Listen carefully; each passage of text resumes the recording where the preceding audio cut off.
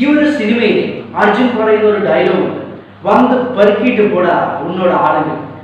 എന്തൊരു സംഭവമാണ് അയാൾ പറയുന്ന ആ പഞ്ചിന്റെ ഒരു ഗുമ്മെന്ന് പറയും. ആ ഒരു വലിയ ഒരു സംഭവം തന്നെയാണ്.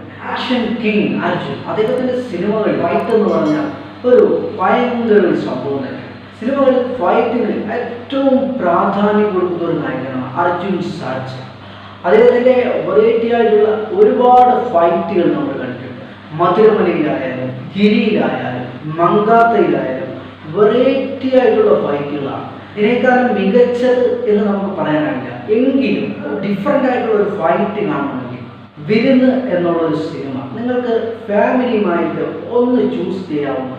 വളരെ ഡിഫറെൻ്റ് ആയിട്ടുള്ള കഥ എന്നൊന്നും നമുക്ക് ഒരിക്കലും പറയാൻ സാധിക്കില്ല. കാരണം ഈ ഒരു കഥ നമ്മൾ മുമ്പ് പരിചയമുള്ളതാണ്.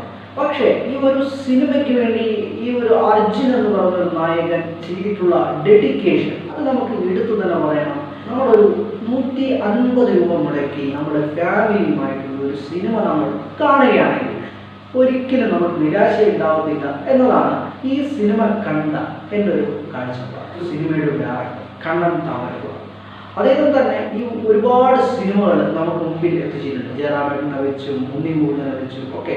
അപ്പോൾ ഇതിൽ നിന്നൊക്കെ ഒരു വ്യത്യസ്തമായിട്ടുള്ള ഒരു അനുഭവമാണ് അദ്ദേഹത്തിൻ്റെ ഈ ഡയറക്ഷനിൽ ഈ ഒരു സിനിമയിലൂടെ നമുക്ക് സമ്മാനിക്കുന്നത്.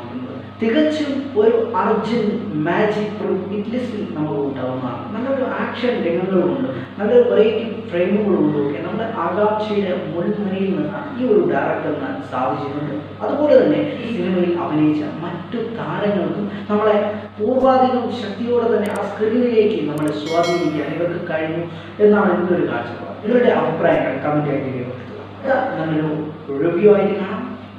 Good bye.